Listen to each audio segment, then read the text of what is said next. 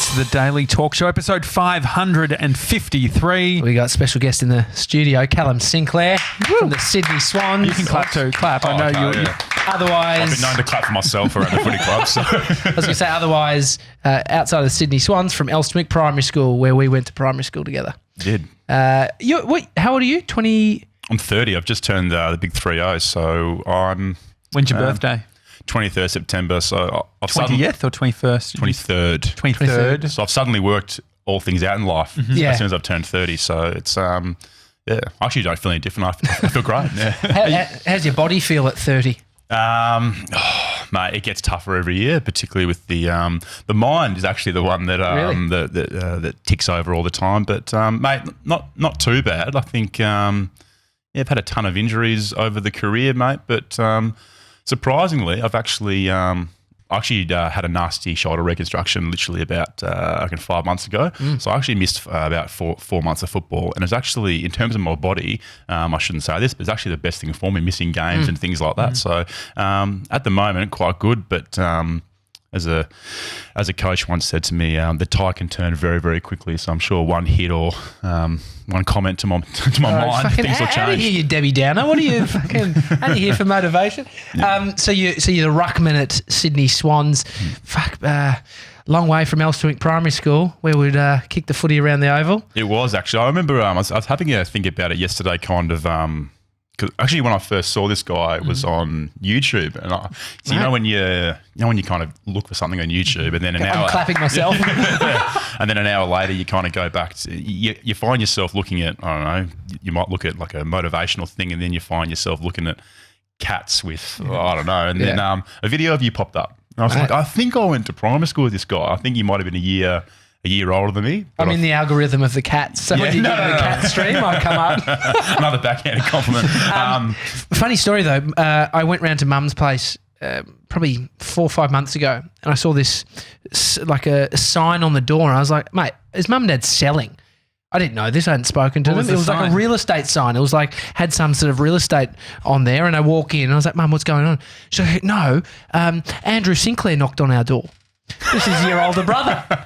And so... What suburb are you in, if you don't remember? Cheltenham. So down near where he works. Yeah. And so that's why I'm here. It's a place for my brother to do.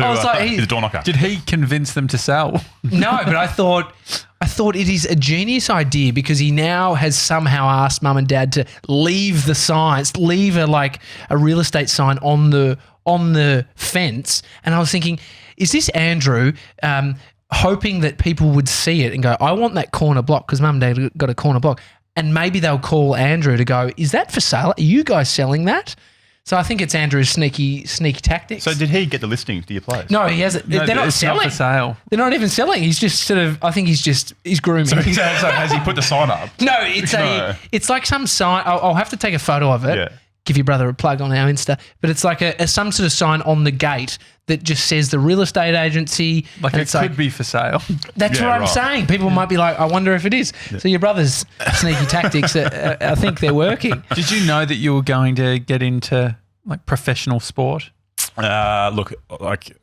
went to Elswick Primary, which had this Auskick program. Well, I think it was VIC Kick. That's probably shows I our went to age. Auskick. That means fuck all. Yeah. VIC Kick, and then it turned into Auskick. Look, ideally, I had a father that played professional sport, and I had two older brothers that were like really, really into it. So it basically first started out as trying to impress your old man and impress your brothers, and to some extent, it's still a bit like that. But yeah, to be honest, it was literally basically following in my father's footsteps. And then he used to run the VIC Kick program, the Auskick program back then. At Elsty? Yeah, he did. He was the guy that used to, basically the role was to get the megaphone and, all children, come meet me here and have a chat. And so he'd divide all the kids up and into your ages and things like that. So I looked at him as like my hero, and did all those kind of things, and from there you start playing juniors and things like that. But yeah, it's always been a massive focus on what I wanted to do. But there's been a lot of hurdles and things in the way. But yeah. What school did you end up going to after for high school? Corfu Grammar. Private school twat. Yeah. Private school. I mean, same here until I went to a public school, and then I was a public school twat. But becoming an AFL footy player in Australia is like, it's the elite sport most young men want to achieve, right? It's like I remember heaps of mates that wanted to be AFL club, be an AFL player. Are you supported through the high school years, or is it just some pipe dream? Like, are they actually thinking, oh, this kid's actually got it, or as in what? Like the people around you, like when you're in high school, like are people around you going, yeah, I know, but also make sure you become an accountant because you might not make it. Well, like the high school I went to, and look, stuff it, I'll say it now. I'm 30 and do what I want. Yeah. But they kind of put high school footballers on a bit of a pedestal, and you're kind of told with things like social media and stuff these days, like the good players are pretty well identified, and you start to kind of look, it gives you some street cred in the lunchroom, in the lunchroom. Who has a lunchroom? Well, that's what I was saying. I went to a public school, so I'm like, fuck, they have lunchrooms. Nah, they got the cafeteria. But yeah, like you get. There's a lot of players that get identified at that age, and you start to go, oh, this guy's going to play AFL, he's going to get drafted. That didn't actually happen to me. I was actually playing reserves footy at school, so my pathway to playing AFL was a little bit different to a lot of the guys at school. But with like social media and probably stuff like you guys doing, like 17-year-old kids that play junior sport are like celebrities now. So I can imagine it'd be a lot worse now, and not worse, but a lot different. You're almost getting clout before you've hit the big time. Yeah, absolutely. Like the guys that just got drafted who were 18. So we just had a draft about 2 or 3 weeks ago. So we had about 5 18-year-old players come to the club, and I went on I was on the flight just over here before. I came across a video. The top 10 picks straight after it. They're only 17. We're doing a suit fitting at one of the down Chapel Street, and they were getting filmed.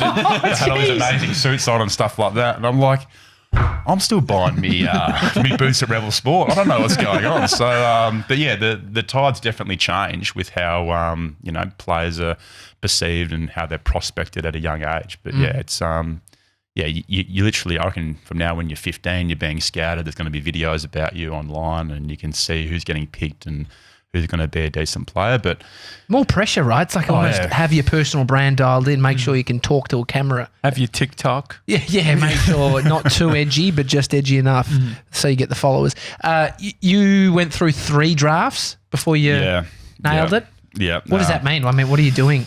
Is that like playing a game and you lose each time, and then the final one you win? Is that what? Kind of. It's a bit. I don't know how it kind of. If you guys know how it works, but absolutely not. Okay, so when you get on an AFL list, you need to get drafted, which basically means that you pay $60, and which you guys can do if you want to do it. You can pay $60. So we could be in the draft. Yeah, I think it's $60. So you sign us up, Sevs. So and you put your name in the ballot, and if you're lucky enough, someone will call your name out. But and then you're on the team. Yeah, then you're on the team. Yeah, it's that simple. $60. Yeah. So I think over 1,000 people. Put their name in and pay, but only probably between 70 and maybe 85, maybe 90 get picked up. And yeah. So what's the picking process then? Because obviously there's a step between you get the 1,000 people. Then surely it's not just like a raffle system. Surely it's like, okay, can Cal actually play? Yeah, so you have to. So clubs have got 5 or 6 recruiting staff now, and they like I said before, they're looking at you from when you're 15, and and the good thing about what happened to me is you can draft players who are over the age of 18. Who have, might have played state league for a while. So you see a lot of guys these days who are drafted at 23, 24, 25. But my personal situation was, I didn't really get on the radar of AFL clubs until I was probably about 20 years old. So my first 2 years out of school, so usually you get drafted. Majority of players get drafted at 18, but a lot of the, for 2 years, I was kind of playing local football. And who were you playing for? I was playing for Old Corfu Grammarians. Yeah. And which that's not even like a part of the VFL. No, it's Suburban League. Okay. So I was playing Division 2 in that. It's what a lot of pissheads do, but you were just taking it seriously. Yeah. Like I know a bunch of people that were playing. I did enjoy myself back then. It was actually probably the funnest year of football I've ever had. Is that what? So like Favola goes off to like country towns and they get paid like $6,000 or whatever. What's the deal? What's that? Well, someone like him would probably, he finished his AFL career and still had amazing talent. He's an entertainer. He's an unbelievable footballer. So, a lot of country teams, they kind of say, oh, well, why don't you come and play 3 games for us for the year? Literally the whole town will turn up. You can, you get free beers after the game. It's a big event, and and that him. I'm not sure the figure, but he might be paid a few $1,000 to play or get a sign-on bonus or something like that. And then from there, I think there's a common thing. They might take a percentage of of the tickets they sell at the gate. So a bit harsh for community football. And so you did 2. So you did 2 years. So you're 18. You enter the draft. No luck. Is that based on? No, I didn't even enter the draft at 18. No. So I wasn't even I was literally just playing local football because that's what I just thought That's where I thought I fit. What did you think you were going to do? So were you having a gap year or? No, so I finished school and went to university, went to Deakin Uni, got a decent enough score to do that. And look, I always wanted to play AFL, but I literally started from, I go, all right, well, how am I going to do this? So I literally started from Division 2 local football. That sounds like an outlier sort of approach, like given that everyone, like you're getting picked at 15 or whatever. And were you sort of, when you were playing junior footy, were you the best player on the team? I reckon I was up until about 12, and then and then there was a thing called puberty. I thought I was the best player on the team up until about 12. Yeah, but then the realisation. So I can literally remember the first game when I actually realised there was a thing called puberty. Yeah. So I literally finished under 12s, and then you have your 6-month break and you play cricket and tennis and things like that. And then I came back we had one practice match, and I never ever forget coming back, and I'm like, yep, I don't have to do any work. I'm just going to come back and play well. And there was a guy, I was lining up in the ruck, and there was a guy looking at me, and I swear to God, he was 30. I had a beard. Check this guy's birth certificate. He had this amazing delts and lats and biceps. I'm like, oh my God, this guy's the scariest guy ever. And I literally did not touch the ball for about 3 years. We were speaking about that. There was always one kid when we were young that just became a Goliath. Yeah. Puberty early. They had a goatee at 9. Yeah, and they, and I get really hung up on this kind of stuff, but they were always the guys that got picked for all the representative teams. So they might not have been the most skillful, they might not have even touched the ball, but perception's reality. They looked like they could do something. It's like picking a young, tall kid to go and try it for basketball stuff just because he's got the tall bit nailed and good, okay at basketball. Exactly right. Were you obsessed with the whole puberty thing? Were you when am I going to grow up? Because I remember honestly, the only time I ever prayed as a kid, I remember seriously, I was 11 years old in my bed saying, please God, just give me pubes. That was the only thing that I ever wished for. It's so weird what we wish for. I think we should catch up for a coffee and talk about our issues. So, but now I've got a fucking hairy back. I reckon he Prayed too hard. Yeah. Went too hard, seriously. dude. Hey, honestly, I actually did think like that. And going to a high school where there was a thing called girls there, and, that made things really different. And they always liked it's like a therapy session. I'm bringing up all the issues, and they kind of like the guys who were big. How tall are you now? 6'7". 6'7". When did you get to 6'7"? Was that? I reckon I finished at about 21. Okay, so you're still growing. Fuck, this is the thing that so it probably serves you that you started AFL when you're 20 or got the draft when you were 20 because you're closer to being a fully formed. Yeah, I think so. I think you see a lot of guys, particularly key position players like myself, that they'll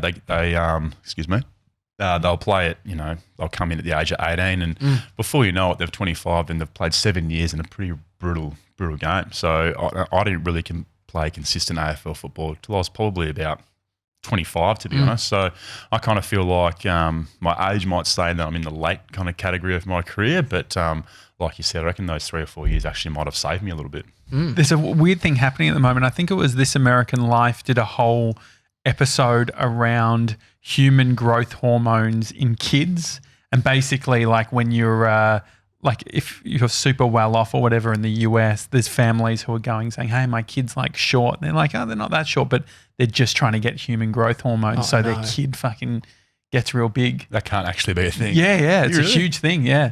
Kids going on human, especially in sort of the real top tier of society where it can cost them up to $400,000, but they basically go to the doctors or whatever and say, oh, I'm worried that my kid is, too small. But it turns out that they're actually not that small. Anyways, thought it was quite interesting. All right. Well, my partner, she's actually confessed to me also that she was a late developer. So I might get their details for our children one day. So.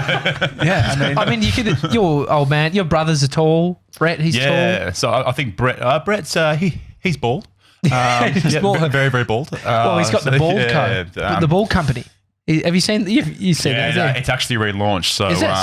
it's Give it a plug, mate. It's thebaldcompany.com. So the bald company, my brother, he went bald at a young age. Like really, we always used to give him a great deal of shit about it. And he was very, very, he copped it quite well. He always made fun of himself. But it wasn't until probably he was, I reckon, about 30 years old that I actually realised that, hey, he actually took that really, really hard, like going bald at the age of like 22, 23. Yeah. I'm not a laughing matter, mate. Yeah, I know, but And he started this revolutionary thing, plans to be revolutionary, called the Bald Company, and it's basically a fight against all those companies who that claim that they can regrow hair and things like that. And he's a very, very funny man, my brother. So he's done a lot of funny YouTube things and funny videos. There's a funny video that got a fair bit of traction. He put a Vegemite on his head, and long story short, he was saying, "This is what you look like when you go get a hair transplant." So I'm sorry to you guys if you have done that, but he's very, very passionate about hair loss. transplant. Yeah. Because it's an interesting thing, like all these things like hair loss, like all these things that like guys care about, I feel like we don't talk about it that much. Well, so you're one of three boys. Yeah. So am I. My eldest brother is going a bit bald. I don't know if he'll go completely bald, but it's definitely gone around it's pushing way back. Yeah. And then Mikey, my middle brother, same age as Brett, he's got bamboo hair. Yes. He's got an afro. So Brett's philosophy is really like one of his big things that he talks about is that if it's going and it's like people will go to, like, he's done a lot of research, will go to the nth degree to they'll go pills, lotions, they'll do anything. Yeah. If it goes, just get rid of it. Yeah. It's like quitting before you're fired. It's like there's a big thing around, he talks about acceptance and moving forward, and he's actually written a book. Oh, really? Yeah, he's written a book about it. He's so passionate about this. Wouldn't have happened if you didn't bully him as a kid. Yeah, exactly right. So, What about scalp health? Because I wonder about what my scalp would actually look like if I was bald. Chapter 4. I can't tell if you're serious or not. No, I'm being serious. This is the stuff that he talks about. Yeah. And he actually has a thing on fashion. A chapter on fashion, and he talks about become a beanie. Like, I wear way more hats. I got told by a hairdresser, she asked if my dad was bald. I said yes. And this was when I was like 13. She said, have all of the crazy hairstyles while you can. Really? That's harsh. Yeah. But I don't know, like, I mean, I'm 29? Yeah. I mean, what's your old man? Very bald. So, Okay. so me and Andrew have taken after my mother, Carol. Beautiful head of hair. Fantastic. Okay. Yeah. It still goes to the same hairdresser in Glen Huntly Road, Austinwick. Lovely. But Brett unfortunately got my old man's gene. So it started off with a receding hairline, and then that line just got really, really thin. And then on a holiday one day, I got something to eat and came back and it was shaved all off. And he's never looked back. He actually looks so much better. Yeah, I think he looks great. Like, until does. you got to own it. If it goes, you got to own it. Who's the tennis dude? Agassi? Yeah. That used to wear wigs. Yeah. Yeah. He talks massively about how self-conscious he was and how much it affected his life. Like, he said the amount of hours and time that he spent trying to actually hide, his hair loss because he was ashamed of it. He said it. I think he actually came out and said it was really, really horrendous thing to go through. So, What about in the club? Any baldies at Sydney? There are. Jared McVeigh was actually one. He was he just retired, but he was a captain. But he actually should be the pin-up, or he accepted it very, very early in his life. But every now and then the group, they just on a PowerPoint, they'll just, we're watching like a game vision and talk about a real serious conversation, and the next slide, just as a joke, they'll just put a photo up of when he had hair. Yeah. And it's peroxided, real curly hair. Oh, And wow. it's just horrible, just horrible. I think something like Nathan Jones from Melbourne. He looks great. Bald head. Very shiny. Very shiny. Yeah, well, his brother just played for us, actually. And he accepted it at a very, very young age. His bro or Nathan? Yeah, so his bro played for us, Zach. He's now gone to St Kilda last year. But he was going very, very early, and I reckon he accepted it at about 19 and just went really hard. Yeah. I'm talking about it like I'm, I'm this You're- activist, but I've got a great head. It's privilege, white privilege, right here. I did say to my brother, I go, like, because he's doing a massive relaunch, and he said, "Oh, look, I'm thinking of doing all these events and things like that." I'm like, "Oh, mate, I'll host the event and MC it, and I'll do a podcast." He's like, "You're not bald." Would you shave your head for it? Oh God, no, God. I'm mentally unstable for that. Well, I did see studies around high testosterone could lead to baldness, but then we as a group got our testosterone tested, and I saw that. Yeah, I didn't have Mine's through that the roof, much. Cal. What was the results actually? Have you I done know yours? you had a haircut recently. I saw that. Yeah, I got a haircut. Yeah, the results. Yeah, You were 20, 28 or something. I was 10, 10. and I was 15 or something. Yeah, and so the range was meant to be 10 to 35. Yeah, Which, Okay. I mean, I don't even know. Like yours would probably be 60. Just Yeah, but As an you got a bit of a, not a dark past, but you have some sort of, not dark, but he's lived. It's amazing I'm not bald. No, I took testosterone, steroids, which that can make you go bald. It's like a hyper testosterone I within thought your it did the system. opposite. I thought it made you grow. No, I don't know if it makes you, like steroids can make you bald. Definitely. Taking lots of drugs can make you bald. I don't know. I've survived a lot. Like you said, I've lived, but I'm all good. high performance athletes. Like, what's the deal? Do you have to like care about everything what you're eating? Is there that whole like what I don't know much, but like Essendon all of a sudden like they had all the drug stuff. Can that accidentally happen? Those types of things where it's like, I was taking this supplement and it turns out it's Look, I think from that that situation, like the AFL have actually not come down on everyone hard, but they've actually put in a lot of policies and procedures and things in place. And I've actually got a lot of sympathy for a lot of the guys at the time. I don't actually know the details, and I think it might actually still be going, but I've actually got a lot of sympathy for the playing group for kind of what that went through. But look, I think we're probably the league. I'm not sure if this is actually correct, but I know we're up there that we're the most highly regulated league in regards to what you can and can't take. So, Are you pissing in cups all the time then? had one about 2 days ago. So we have an illicit drugs policy, which is from the AFL, which we have to abide by. So that means what? Like no cocaine, no marijuana. What can you have? Zero what can't fun. you have? Well, no, we have a policy where the AFL we have a 3-strike policy in regards to in regards to illicit substances, and That that's seems something- pretty lenient, don't you think? So does that mean, say if someone gets caught that they had ecstasy and it's in their system, that's 1 strike, but we won't tell anyone? Or like they have a policy and guideline, and it is quite complex about what they go through. But we also have ASADA, which is basically every sporting code in Australia has to abide by, and that's headed up by WADA, which is the World Anti-Doping Association. So that's basically out there to catch cheaters. But so it's a pretty they're very, very thorough. So and you get tested a fair bit throughout the year. when you said the testing, I remember I was working at this gym. Chris Anstey, basketball player, came in. There was this guy just following him around. I was like, who the fuck are they? And he's just drinking Gatorades. And it was the drug testers had knocked on his door that morning and he couldn't piss. He's like, I don't need a piss. I just They piss. just hang around for the whole day. And then they hung around. Is that literally what Yeah, it happened? was literally the case. So I think when you get tested, they literally come up to you and they just say, "Hi, I'm Paul from ASADA, and you've been chosen for a drug test." And you Where are you, Bronte? Just getting the coffee? Or is it? So ASADA can come to literally anywhere. So you have to fill out your whereabouts, like your home address. Like, it's not like, I'm going down to get some milk. That's Is what there I any mean. like trolls? Like, could I come in and be like, "Hey, Cal, it's Josh from ASADA here to take a sample"?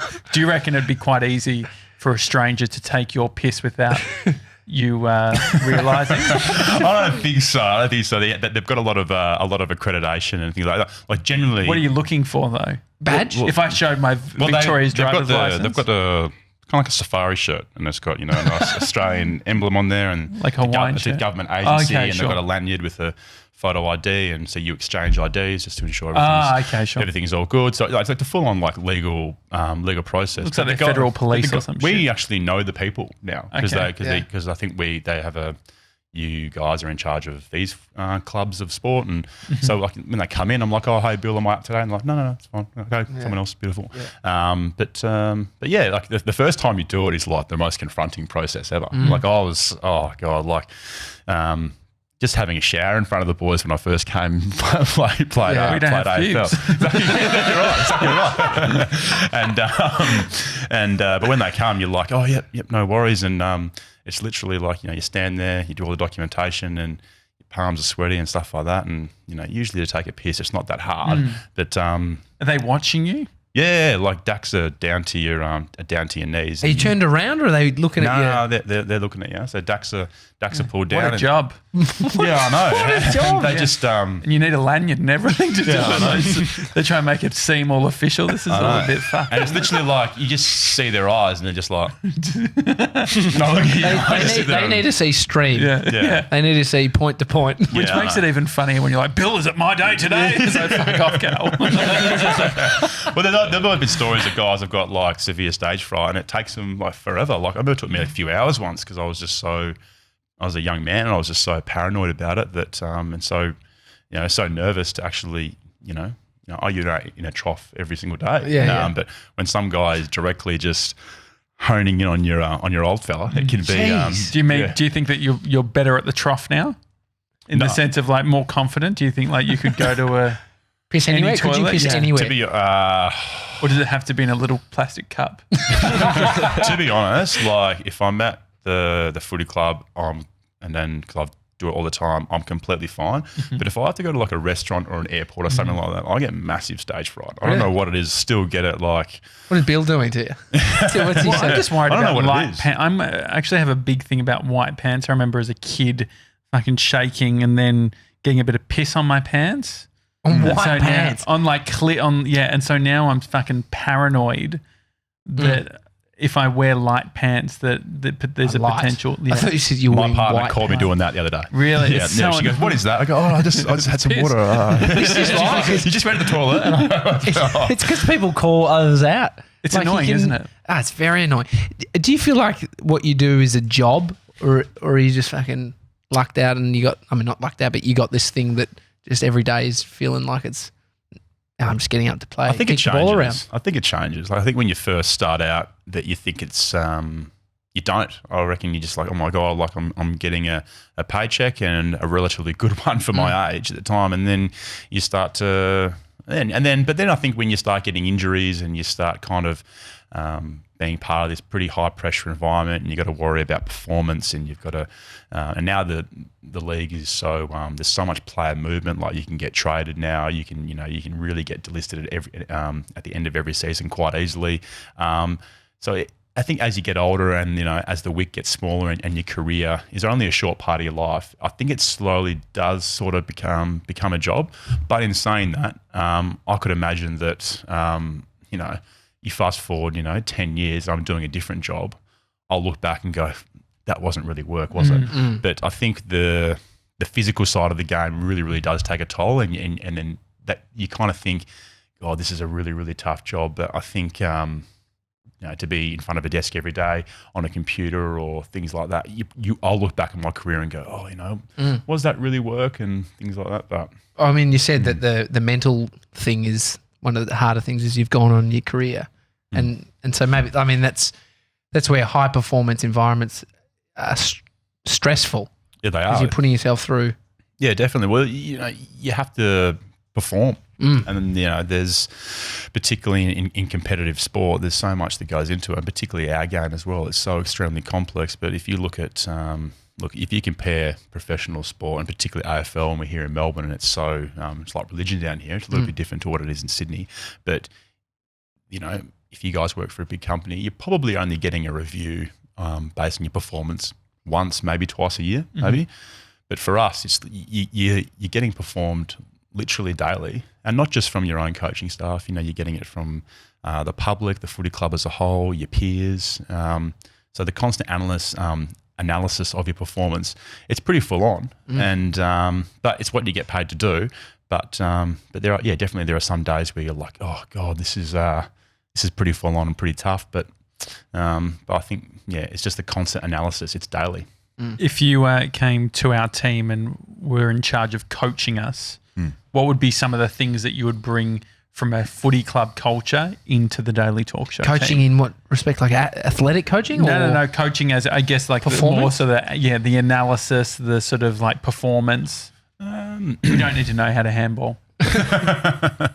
Some players can't, believe it or not. But look, probably the big thing I reckon I'd say would be, we talk a lot about fundamentals at the club. So believe it or not, you might, we literally do things like basic drills around handballing, kicking, marking, and things like shepherding, like which you'd probably think, oh my God, I learned that stuff when I was doing Auskick. Like we'd do lane kicking, Auskick, but we kind of, I'd say, if I could bring anything into you guys, would be nail the fundamentals of actually what makes up your game or your organisation and things like that, and become really, really good at it. And I reckon another one would be, it's very easy to pick on people's weaknesses and pick on, areas they can improve on, but it's pretty hard to actually, like, ask you guys, like, what would you say your strength is?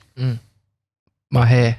The thickness out of the two of us. That's the point is it's actually really, really quite hard to identify what your strengths are. Well, people don't naturally really like talking about it, and particularly in Australia, we're quite what's that saying? The tall poppy syndrome. So when you talk about your strengths, it can kind of be seen as sometimes as a little bit, you're full of yourself. But that's what will make this thing work. That's what will make the Daily Talk Show be really, really good. So it's quite easy to say, Tommy, you're not that good at that. But do you think it's easy? Triple down on your strengths. That's what I'd say. I love it. And so you think we gravitate, even in the football environment, people are looking at what they're bad at. That's easy to recall. I'm not good at this, or it's not necessarily looking at bad at. Like yes, like you're in an environment, and to be good at anything, it's always about constant improvement. But I just honestly think that everyone's there for a reason, and you as an individual, you really need to work out, why am I being picked in this side, or why am I doing what I'm doing? It's because I believe that I'm good at this, and I think this guy's good at that. And that's actually really, really hard to identify. And I actually really, really struggle with it. Like I'm,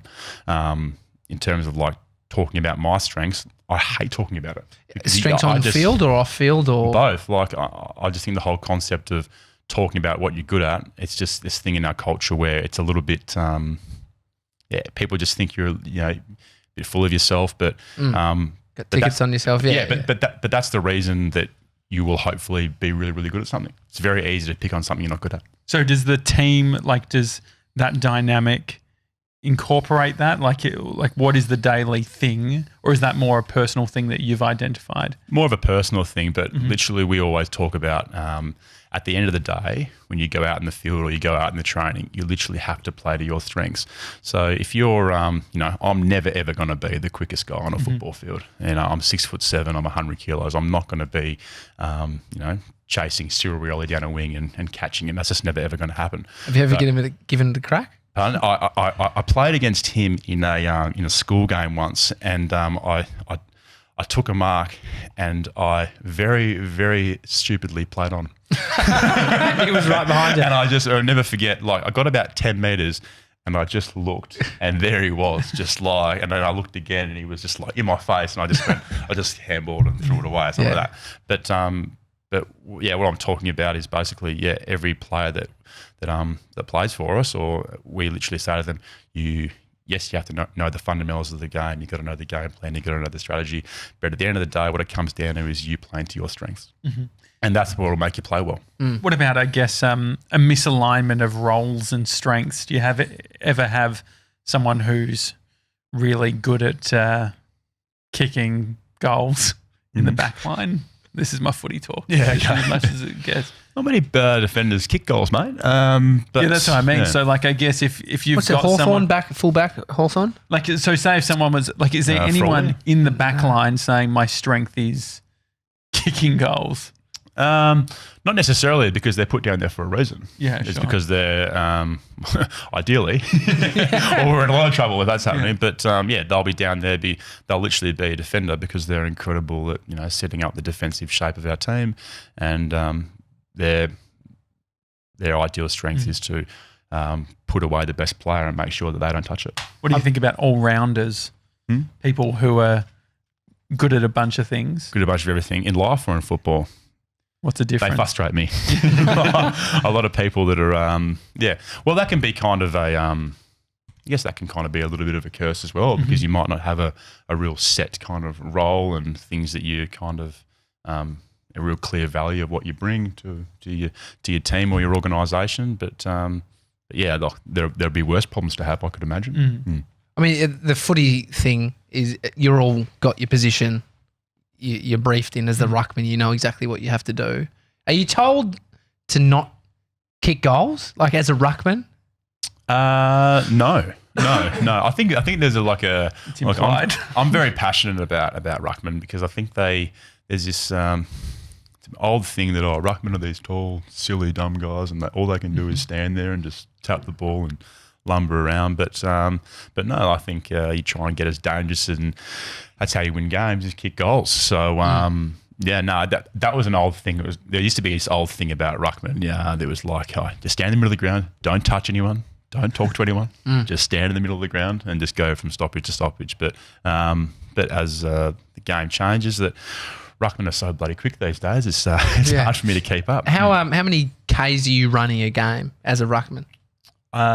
You'd probably range between like 12 to 15k a game. 15k a game is probably when you something's wrong. You're constantly chasing, but you usually, the running side of the things I don't really find necessarily that kind of difficult. There's a lot of other things. It's more the combat stuff, which a lot of boys kind of that's the stuff that ties you down. Like if you keep hitting the floor and getting back up and doing general exercise, like we all hate those exercises at the gym where you if you're doing F45 or whatever you do, that you go, all right, down to the floor, up, down to the floor. Burpees. That's hard. Yeah. Like, getting up and down off the ground is pretty hard. And try doing it when someone's pushing you down. For people who aren't familiar with Australian football or things like that, when I played as a kid, oranges at halftime was a big thing. You'd have oranges halftime. Does that translate to professionals? Are you asking if he still has I'm oranges glad at you brought this halftime? up. You know that's been banned in junior football. What? Really? What? Oranges has been banned. What's Cutting the point? oranges because the acidity is really bad for kids' teeth.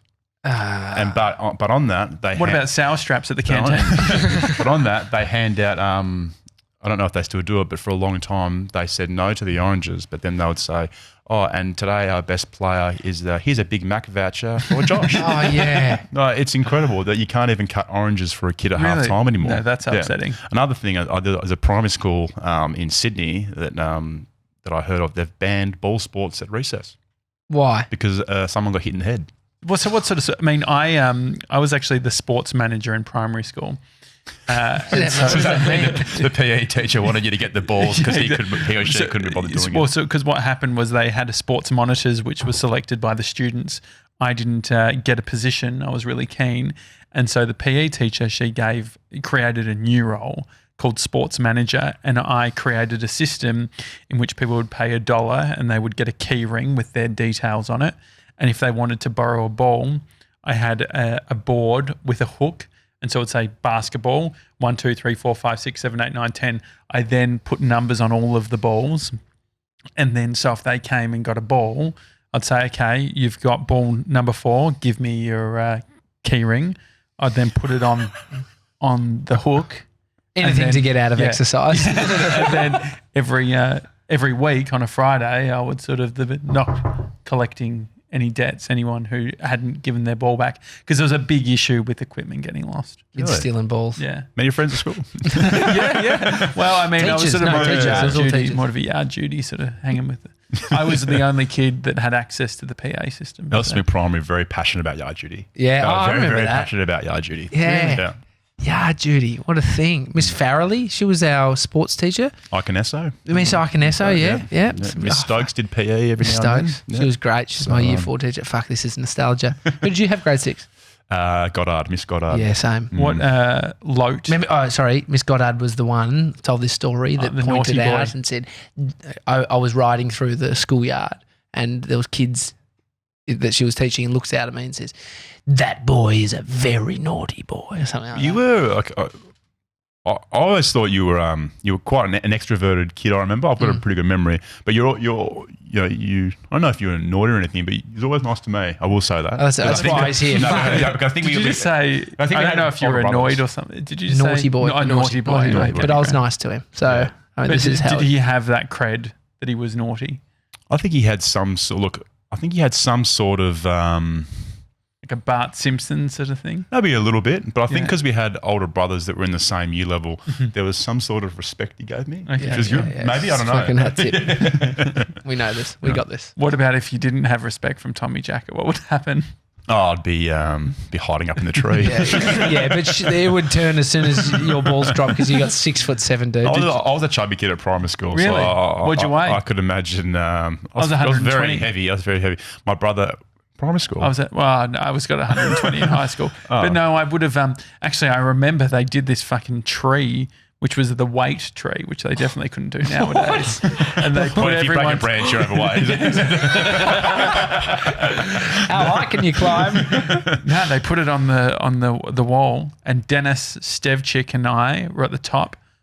So this was grade 2. He was 33 kilos and I was 31 kilos, which was everyone else was in the 20s. That is horrible, dude. Yeah, it's not ideal. The early days of 2.5 Men, I've been referred to as that kind of kid. Oh, yeah. So my brother said he did say to me that at that age, because you ate so much, at the age of 7, you were shitting like a man. So he just said, What would you eat? Did you do lunch orders? Did you go to the canteen? No, we had no canteen. There used to, primary school, there was lunch orders and On the paper. Yeah, the sausage. Yeah, that's right. Do you Paper. remember- You put the coins in sausage rolls and big M's. Remember the chicken drumsticks that were like just the shape of a drumstick, but just like fake chicken. Yeah. Oh, about it was pizza good pockets? days. Remember pizza Yeah, I pockets? can't remember them. It's disturbing that we actually got fed that stuff, particularly at school. These days there'd be some march. But now you can't the have parents oranges. would march to school and protest the kids going to school because they couldn't eat a sausage roll. Well, we found an old email that I sent when I was 15 with recommendations for healthier options at the school canteen, which one of the healthy options was a milkshake. Was there a caring policy thing you could put up there? Or? That should have been. Playing your first game of footy, running out, what was the biggest field that you played on? What, the stadium? Like your first, what was it? So my first game we played. So I played for the West Coast Eagles in Perth, and I played there for 3 seasons. So my first game was in. We played Hawthorn round 2 in 2013, and it was literally the good thing about playing for a team that's interstate is that literally the whole stadium, 95% of the stadium is just for you. Yeah. So it's a pretty cool experience. So 40,000 fans literally all going for you. In terms of the biggest, I played in the 2015 grand final, so there was probably 100,000 people there. So, What does it do to your head? Like, I mean, it's probably the closest thing to associate. Like, what does it do to your ego? Like, do you feel a shift in what you're thinking when you are being lauded as a player on a field by all these probably people? depends how you play, to be honest. Like, I reckon, you could go out there and kick 6 goals and, touch the ball 30 times and you're coming off the ground and people are telling you how good you are and it's fantastic. And but then, if you go out there, have a shocker and the team loses, suddenly you're like Donald Trump, you know what I mean? And then no one talks to you. But me and the boys at the club kind of have a bit of a joke that there's only 2 types of games that a player plays. One's the game where you come off the ground and you check your phone and there's about 30 messages, missed calls, everything like that. And then the other game is when you come off the ground, you check your phone, crickets. Really? And so they're the Absolutely bad nothing. games you've played poorly. They're the bad games or you've lost. So in terms of your ego, yeah, like I can imagine, you could definitely quite get carried away and things like that. But sometimes some of the best players have got a massive ego, and that's not necessarily a bad thing, but that's probably what makes them this amazing player and give them this sense of power when they're out in the football field, and what makes them play well every week because they've got such strong belief in themselves to perform. So if I wanted to build a good friendship with you, would you suggest that maybe every time you lose, I text? Is that really the way you're going to ask? Well, I know. I feel like that could have cut through, right? Yeah. Like if Can no we one's work messaging, in the keyring thing into your friendship? Yeah, probably. It's probably true. Like, Yeah. if you've had an absolute shocker and someone actually reaches out to you and says, "Hey, mate," maybe I won't even mention it. I'll be like, bro, didn't see the game, but how you doing? yeah, but you did say you mentioned it, so, And so are you? and you know that I've played a game, so you know. He was actually there. Yeah. You saw him. Are you like for when that does happen, you start sort of seeing a trend, right, of who these people in your life that are obviously just there for the good times. Is it something you have to sort of start culling? Are you doing a friendship cull in real life? Not necessarily a friendship colour. I've been pretty lucky, mate, to be honest. I've kind of, I think probably coming into the league a little bit later, you kind of build up that kind of, core friendship of, guys from school. And then when you leave school, you kind of have your mates that really stuck by the entire time. So I've got, 4 or 5 really, really close mates that I'm still in touch with. And we've got history, since we were 13 years old.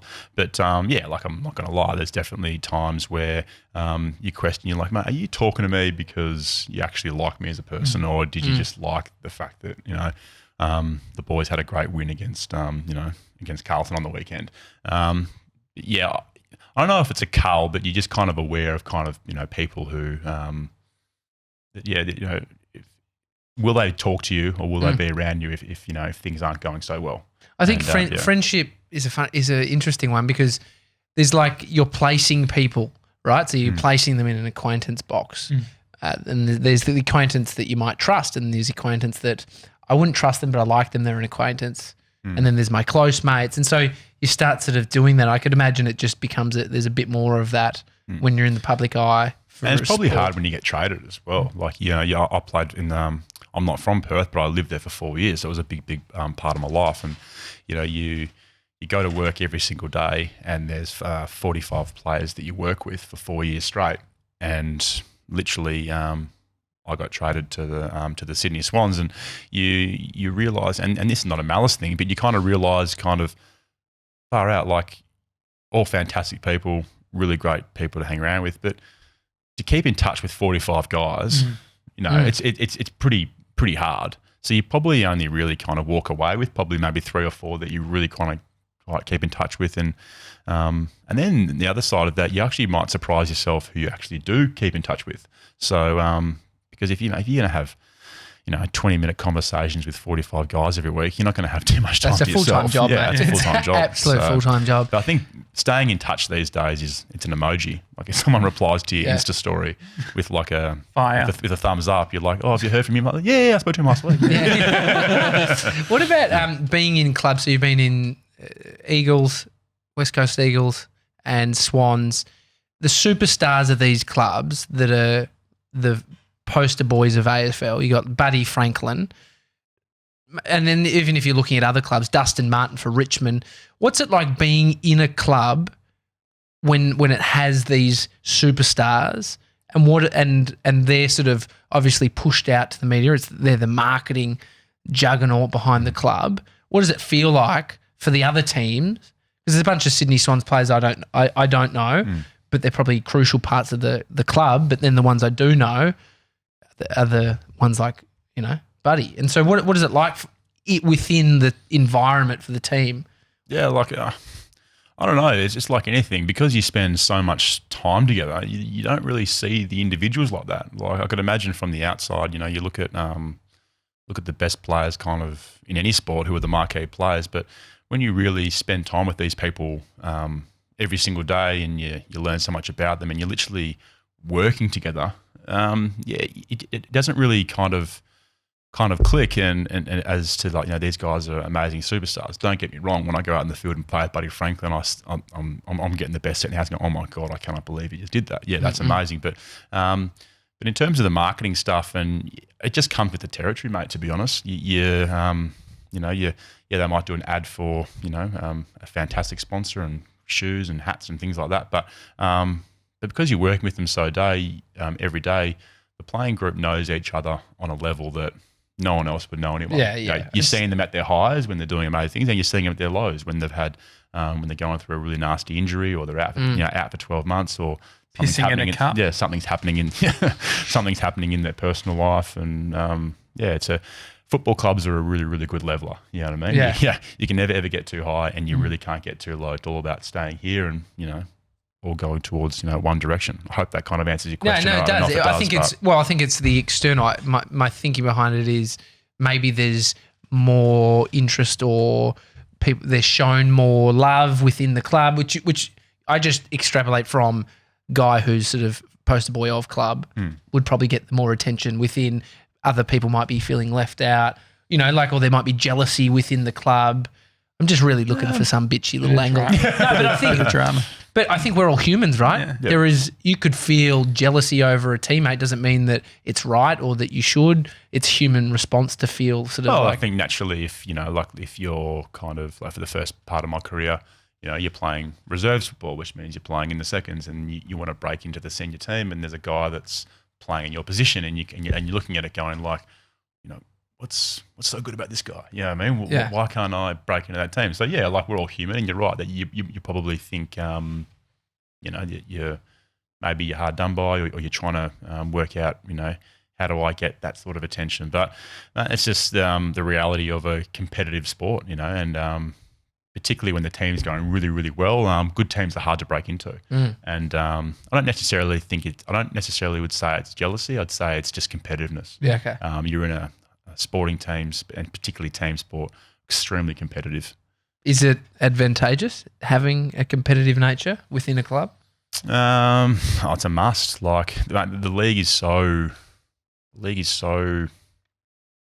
tough, and it's so hard to succeed. There's 18 teams wanting to compete for a premiership flag, and only 22 players can play in that team, and you got a squad of I think 48. So there's going to be a lot of guys left out every single week. But without those kind of guys pushing, those other guys to perform, you're not going to be a successful team. I've just got this vision that they've all just paid their $60 and they've won the raffle ticket. They've come in and it's red 43. I guess you're 43. Amazing that they're all so fit though. Exactly right. And so you're saying the 40, how many people in a team? I think it's 46 to 48, I think, like that, yeah. And so at the end of the week, how do you know that you're on in the squad for the weekend? So if the game's on a Saturday, you really kind of, they select a squad of probably 22 players. They'll select a squad of about 25 on Thursday, and you'll know you're in the squad. And so it's like bingo every Thursday night. Just what are we doing? What's my raffle ticket this week? And so what do you do if you don't have a game? Like if you're not playing, you're obviously expected to. Well, there's a reserves grade, so you're basically playing in the seconds. So, oh, really? So you guys still play? Yeah, guys still play, which is good. So they and I've played plenty of reserves footy. So you basically your job is to go back and plead a case to the coaching staff and the selectors that you should be in the next week. So sometimes if you're not playing too well, and that if you get dropped to the reserve grade, might necessarily be a bad thing, because you can go back, play some terrific football, and plead your case why you should be back in the team. What's your longest run of playing AFL every weekend and not sort of having a break with reserves? I haven't probably played a reserves game since probably 2017. That's pretty long. It's a few years. Ruckman, do you all have a special bond? Like between teams and stuff? You're like other ruckman. Other ruckman. I go for Melbourne. How are you with Gorn? He's very tall, very, very tall. He's a nice guy. He can run too. He's actually a very, very good runner. He's great footballer, very good footballer. But he, I love how much you've played into the cliche, but just he's tall. Yeah, not much else you can really say about us.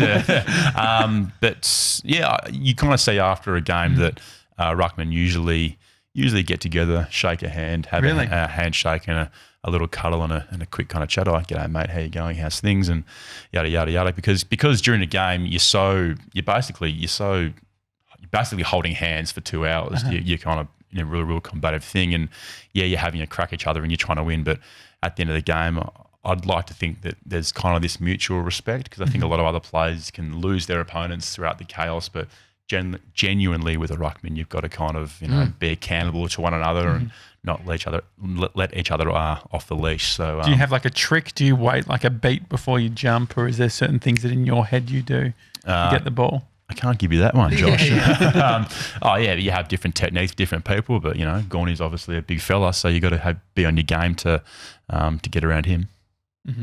Is there You wanted more than yeah, that's definitely. right. I wanted tips, top 3 tips. Well, I did also want to know what your favourite rule is. Australian rules football. What is your favourite rule? Favorite rule. What do you Before we mean? came on, we were doing all the kicking in danger, which I believe isn't in the AFL. That's a good rule. Is that in? So if your hands are on the ground, you So can't, is like, that kick because the ball. in junior footy that would happen every fucking 2 minutes? Kicking in danger in Dever Hills. I feel like you never get that within the context of AFL. I've never seen a kicking in danger thing done. I've seen them kick it from the. Yeah, you say it probably doesn't happen that much. It's definitely a rule. It's like though. a double dribble. It's Have you ever definitely- seen a double dribble in an NBA game? Travel. I've seen a you lot have of traveling. I've seen a but lot of double traveling. dribble. No. So double dribble being like putting both 2 hands. hands on Oh, the ball yeah, while bouncing. But the other thing about NBA, very quickly, a bit of sports talk. I'm trying to get KO to sponsor a segment called Sports Talk where I talk about sport. I My feel mate like does the video for Cat. really. Yeah, I'll put you in touch. Thank you. Well, because I emailed their marketing manager. Oh, beautiful. I didn't hear anything though. But I only emailed twice, and they say 3 times is the. But I sort of put myself in a corner because I said, "Hey, I need to know by Monday," and then Monday came past. Didn't hear from her. I couldn't really follow up because I Your was, strength is persistence. no. But the thing with NBA is, I feel like they're traveling all the time, but they let it go because it's sort of a decent sport. Like it's such a Yeah. speed Yeah, they're I know going. what you mean, You yeah, can do yeah. fucking 4 steps, and if it looks good, they're okay. But your favorite rule, something that you like, is there a quirky rule that's a little bit sort of not well known within footy? Trying to think. I've always wanted the rule where if the ball hits the post, it comes back in play. You just keep going with Play it. on. But mate, to be honest, one of the annoying things is that they change the rules every single year. Really? Yeah. So every year they come into the club and they change the rules, and you're like, hang on, I just got my head around that one. But What's Did one we- of the latest rules? Like, what are they changing? we did. So in a practice match period, they trialled you can't kick backwards. You can't kick backwards. kick- Is this netball? No, Yeah. you can, but it's just play on. Oh, so Oh, if yeah, you yeah, mark, yeah. it's You mark, it's just play on. to So- stop the game getting so slow. So they do kind of things like they trial kind of things in a practice match period. But the worst rule ever was the sub rule. Do you remember that? Oh, You had to yeah, yeah. So there was one player in every single team that had to wear a bib. Right On the ground- while they're on the ground? on the bench, Okay, on sure. the bench, right? Uh-huh. And I'll just I'll go into this for a little bit. So one player had to wear a bib, and that player. So you have 3 interchange guys on and off whenever they want. The guy that wears the bib comes on for a player that they want to take off for the rest of the game. So if Okay, you're having sure. an absolute stinker or injured, right? Bib boy comes you, out. Yeah, and you have your absolute stinker, and you're like, oh no, you're like, oh god, I hope that bib's around somewhere. What's going on? And there've been a couple of times where I've ran to the bench just thinking I'm on a normal interchange, and the guy that has the bib, like in your head, they're probably just going like, oh, this is yours, but but in your head, you think they're going, hey. And then, so basically you're sitting there for the second half of the game in this bib. Do you have to wear the bib? You have to wear the bib. That's the annoying bit. And you've had an absolute shocker and you're sitting there and the camera always comes to you and you're like, yep, so Sinclair's been subbed out of the game. You've dislocated your shoulder twice in the space of 20 minutes. Ooh. How Yes. the fuck does that happen? Yeah, it was not a great afternoon, that one, to be honest. So I reckon it was the first 10 seconds of the game. I did the first one, so the ball went up, came out, slid, and literally someone just landed on it, and I just looked down and I just went, oh god, that's no good. And it wasn't going back in. So I remember running off the ground, and one of the players was like, are you switched on today? And I'm like, your fucking shoulder. Anyway, so I came off the ground, and they popped it back in, and then Was it because I remember like my shoulder clicks, and I've seen a few people dislocate their shoulders at basketball and stuff, and it freaks me out. Was it like someone have to yank it in and you're screaming. Yeah, like there's I always kind of thought there was a real, medical technique to it. There isn't. It's pretty it's like carpentry. They just kind of get you at a certain angle and yank it back in. And because it was the start of the game, I kind of felt like it's pretty important. I've got to get back out in the field. And I taped it up, and because the adrenaline was so high, I kind of actually felt all right after it. I actually didn't feel too bad. Did a couple of marks and practiced a few tackles downstairs and went out again. And kind of when I went out, I'm like, yeah, this doesn't feel great but I thought, look, I'll see how I go. Got through about 10 minutes, and then literally just before the first quarter siren, I just went up to tap the ball, and literally no one touched me, and it just went slipped out again. And then that literally stayed out for about 40 minutes. So I don't know, I must have got it at an angle where it just sat out, and I was downstairs kind of like just wasn't going back in. And unfortunately, like the Did they give you the green stick or whatever? Well, even the doctor, Tom, who's actually a ripping guy and a great doctor, even he was like, it was so hard for him. He was like, Cal, just give me a few minutes. He's working on it. And I'm just sitting there going like, give you a few minutes. And so are they giving you painkillers at that point? Yeah, mate, I had to, mate. It was so excruciating that I wouldn't be able to, because they were kind of pulling it, and you don't know what kind of damage you're doing it when they're kind of pulling, when they're pulling it back in. So what do you think? The Rico shoulder? Is that the one? Yeah. Yeah. And is that why you had it done? Yeah, because the joint was really, really unstable. So look, it's not uncommon in contact sport. It was just a bit of I think mine was just quite a public one. I think everyone quite saw it, and it was quite graphic. You could actually see the shoulder. Is it on YouTube? I think so. We'll put it in the show notes. Yeah. Oh, and then after that, are you having people like, do you hear whispers of, he's fucking done it? And people targeting your shoulder, the little fucks, just trying to get you. Well, I haven't actually played a game since. But I actually do remember going out after I did the first one, I came out in the field because I had it taped up, and like I was probably holding it a little bit, kind of like that, a little bit being ridiculous, to be honest. I did hear someone say, "Boy, his shoulder's fucked." In the crowd, or a player found the tee like, "Get into him, his shoulder's fucked." And I'm like, "Oh, please, mate, don't do that." Yeah, anyway, do you ever tape up both shoulders so they don't know which one? There's a player that did that. Okay, There's a player that did that. I've forgotten his name. He played for a team, but he actually taped the other shoulder. Because he thought the other team would come after him, and they're going after his other shoulder because the one that was taped. So it's actually quite smart. That's a good idea.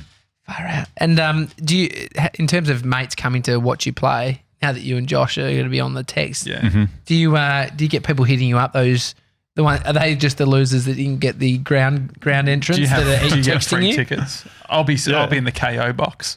Yeah, no, we definitely get tickets.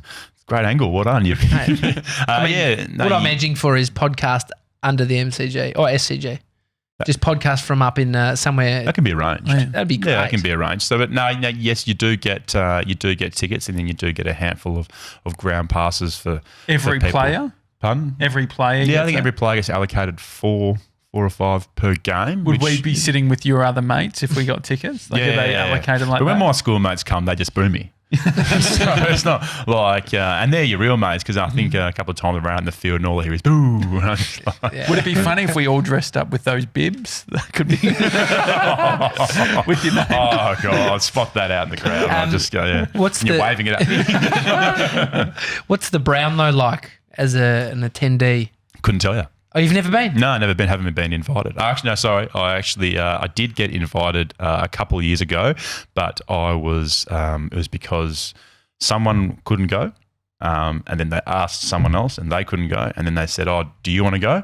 And I just said, but my ego kicked in and said, "Well, no. If I'm not invited, I'm not going." I didn't want to be known as the person that wasn't invited, and they've asked 3 other people to go, and then I'm the one that was like, "Yeah, I'll go 100%." Text me next time. How do you get invited? Why? I think it's like they invite the top maybe 6 players that'll probably poll the most. So do you I don't understand complete the point. Have you ever gotten points? Like for as a vote? Yeah, a vote. So I think after every game, the umpires will we'll select 3 players who they think were the best on ground, 3 being the best player, and then 2 and 1, and then every game gets that, and the theory of math is that the person with the highest amount of votes is deemed the best player in the field. But no, never invited, unfortunately. Your podcast, Conversations with Cal, I think it's such a great idea, getting an insight into players, like, because there's people that would just love to understand what's happening internally. I think about movie stars doing them, Taken, the guy doing an extended, like it's an extension of the movie. As in, imagine that with Liam Neeson. Like, imagine hearing a podcast of the extension of the movie. And I think it's like sporting players. I'm trying to find the link here, John. So it's I'm not just saying, like, commentary. people that people love. Imagine that. Like, I think the footy player Not literally taken, like the... Okay, I get it. Sorry, yeah. So, but I actually, I went around... My point being, imagine characters within a movie start their own podcast, but it's as the character from the movie. I actually think, who's doing that? There is a... Ron Burgundy. Anchorman, yeah. Anchorman. But I reckon there's better ones as well. But I see the link is people who love sports stars within sporting environments. You only see them play on the weekend, but you want to hear more. And I think your podcast is a great example of being able to get an insight into the club and hearing the stories. It is true. I think a lot of to be honest, that's probably one of the angles that I actually really, really enjoy. And even for a player, you can actually get really, really caught up in thinking that you actually know your teammate. And but I sat down with Alir. He's a good friend of mine, and he was born in South Sudan, fled to Kenya, and then started his life growing up in a refugee camp before relocating to Australia when he was, I think it was 6 years old. But I knew that. But when I actually got the opportunity to sit down with him, in a setting like this, and he actually talks to me about what it actually is like to be in a refugee camp. And he talks about the struggles that he had growing up. He fled to Newcastle, coming to a primary school, being the only black guy at a primary school in Newcastle, not speaking English, not able to communicate with everyone. I see Alir every day, and yes, I knew he was from a different background, but I actually didn't know too much about it. And that's the theory. That's basically why it's great to have the podcast. And even guys like Kieran Jack, who I've had a chat with, Dan Menzel, I actually find when they come on, people genuinely do actually give a little bit, and they actually quite like to share a little bit more about their life, a little bit more than just, kicks, marks and handballs. Well, we're not one-dimensional. I think everyone on the field has a story, and, they've all had a childhood. And it's the format too of podcasting too. I think people know that sort of posture of doing that, even versus going and being on a radio show, which could be a completely different, It's hard though, I found, actually, to be honest, doing a podcast. I think when I first, did it for the footy club, I was like, oh yeah, like having a chat in a microphone, like, I enjoy talking shit. Like, this is going to be pretty actually easy. And then you start, I kind of went into the first one, kind of like, I got some questions, and, thinking that, this is going to be really, really easy and quite enjoyable. But I actually realised there's actually a bit of an art to it, and it's actually quite hard. And I listened back to the first one, and I just turned it off after about 2 minutes. I cannot stand that guy chatting. That is not me. They've done something else, but to actually make things kind of sound, smooth, and there's a bit of a rhythm to it. And I do find it hard doing it one-off. You guys can do it too, and one of you is having a bad day, you can help each other out and things 100%. like that. But I think one-on-one with someone, I kind of, all the pressure kind of comes in that person to make sure that it's quite, that it's all going smoothly. But yeah, bloody hard. Yeah. You guys might find it easy, but I actually found it really difficult. No, I think the one-on-one thing is the hard bit. Like, if you would just if I just had a guest coming in each day, there's a lot more that needs to go into it. We can riff off each other. Did that make you nervous doing something like the podcast? I was honestly fine with it and thought it was all going to be a great thing, right up until we actually put the mic in front, and a guy, one of my mates, who did the very first one, Dane.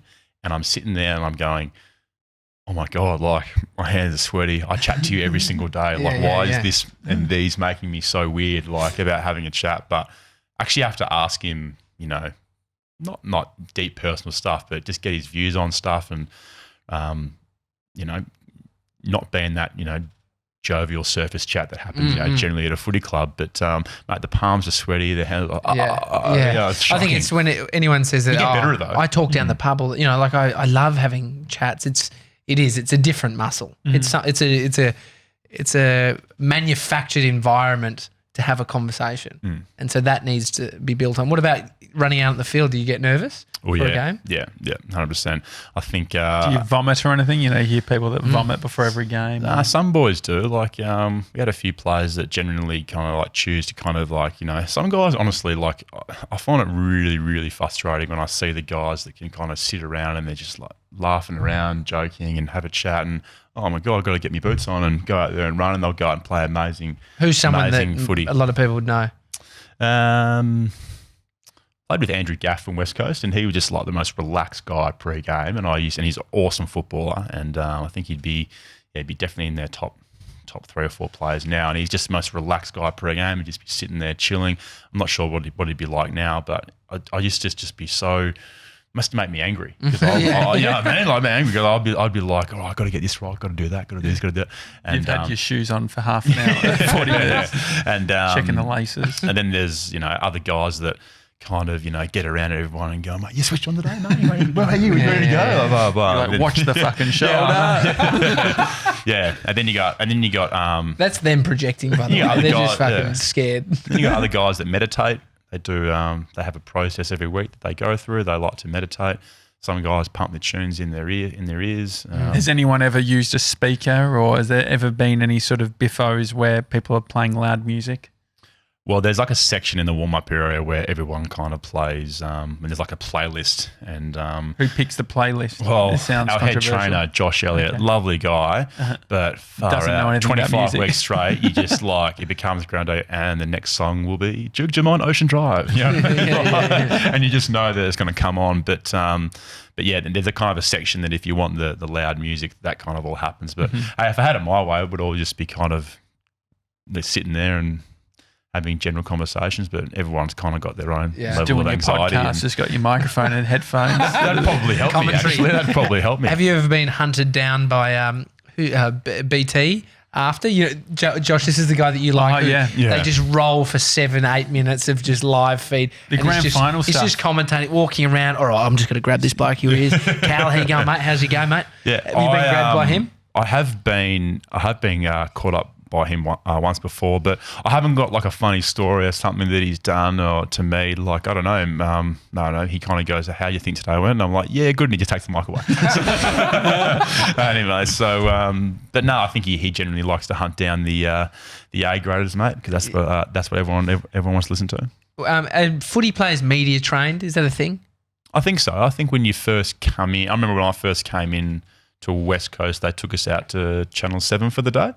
And we just, in terms of train, we don't go to. Well, I didn't. No one put me in a course, and you sit there, and this is how you do this and that. But I remember being taken to Channel 7. Get a photo at the newsroom, sort of thing. Yeah, and then seriously, post that's on exactly Facebook. what we did. Then Basil Zemplis just showed us a couple of funny things on the thing, and then in front of the weather map. And now you're media trained. But no, to be honest, not really. Yeah, not really when I think about it. I think you just kind of say all the cliche lines, and hopefully no one. What's your favourite cliche line? Oh, We're doing this. Yeah, we're doing the match report. I remember match report. Yeah. Just why did we start saying it? Was it because we were giving props or something? We're doing a match So report. it's like, it's great game. No Warren 6-7 42 to Endeavour Hills 7-9 45. Mr. 97 did great on the ball. I think if you played a really good game, they go, the commentators come in and they'll be like, oh, mate, you played a super game today. You just felt like you were everywhere. And then the first thing you do is go, oh, yeah, the team were great at helping me out. Hang on, I killed it out there. Maybe it's a tall poppy thing. Imagine if you was like, I was a fucking savage today out on the I'm field. sure some of the American footy would get right into Look, it wouldn't if it wasn't for me. The team. I watched the NBA draft, and someone got drafted, and they're like, "Oh, what are you gonna bring to this team?" And in Australia, when you get drafted, the stand-up line is, "Oh, I just want to, earn the respect of my teammates," and things like that. And this American guy would have been like 7 foot. He's like, "I'm going to bring motivation. I'm going to bring sass." All this kind of stuff. It's just like, that's gold. It's funny. It's good, but I think we're getting a little bit bored because everyone's boring because I think everyone's scared of the backlash that might happen if you pump yourself up too much. Is it fair to say you're good at accents? You could. I heard you on do the your Scottish one. Yeah, Irish accent on the last podcast. Yeah. That was But then the pretty good. American one was quite good. I did drama at school, Oh, which really? which I found really, really interesting, and then I had to. Drama and theatre studies, or just drama? Sorry, theatre studies. Theatre studies. And I had Did to you do a monologue? I did, yeah. What was your monologue? I honestly reckon that was in my football sport. That was the most daunting experience of my life. Really? Rocking up to this place in Moorabbin for my year 12. You had a written exam, and you also had the monologue. Mm-hmm. Turning up at the Moorabbin Town Hall. Oh, yeah. I think I went there too. Yeah. Mate, four judges who I've never ever seen before. And I honestly reckon that after I did my monologue, I reckon they said thank you. As soon as I closed the door, I reckon they all went. Honestly, I just reckon I walked out going, yeah, I don't reckon. Do you remember what it was that what you did? It was an Australian piece. I think all I know is that I do the monologue. Do it now. You would fucking remember it. You definitely do. Dig deep. I honestly cannot remember it, but I do remember I had a shopping trolley and I dressed up like a bloody woman. And it was just like, but yeah, I had to make the call kind of in like year 12. I did it in year 12, but I kind of had this inkling that because I was a real sport-heavy school, that the theatre department of our school kind of had a little bit of a chip on their shoulder about people doing sport. Yeah. Anyway, so I kind of gave me in my year 12. I'm going to vent again. Yeah, in my year 12 production, I thought I did a fantastic job. Mate, this is sounding like me, isn't it? Bring me down. I'm too arrogant. I thought I did a really, really good job. And what was the production? it was like an Elizabethan piece, but it was like a comedy. Serving the Two Masters. Yeah. I can't remember who it was by. But, anyway, and then I was kind of like a comedy kind of role, and I got a C, and I was completely filthy. Yeah. And anyway, Mr. Joachim Marchos, his name was, that gave me that mark. But anyway, next question. Yeah. No, I mean, do you have, because Tommy doesn't necessarily look that fondly at his school memories. Me, I think I wasn't very good at school, but I did every single extracurricular activity and had a lot of sort of friendships with teachers and did heaps of weird stuff. Where did school fit for you? Great trier.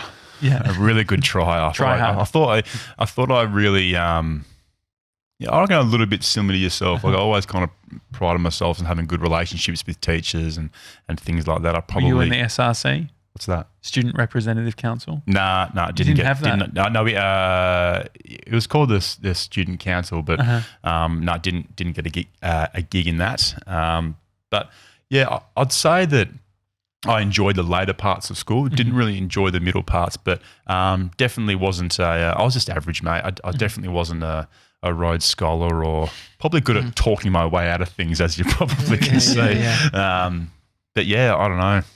Long time now. Life after footy, it's nowhere near for you yet, but within the club, are they helping you make investments? Are they helping you understand what life could be like after? Yeah, I think there's a common culture now that it's pretty good where they preach pretty hard and try and get the boys to be pretty engaged outside of the sport. When you're playing AFL football or kind of any professional sport, you kind of feel like you're in this bubble and at times, you might think you're a bit more important than what you actually are.